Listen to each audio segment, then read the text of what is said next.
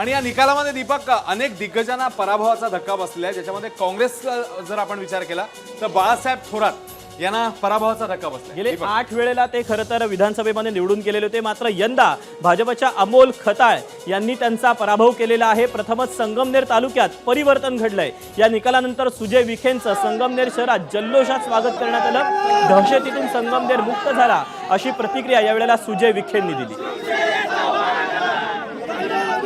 आज माझ्या वाढदिवसाच्या निमित्ताने संगमनेर तालुक्याच्या जनतेने मला सगळ्यात मोठी आयुष्यातली भेट दिली।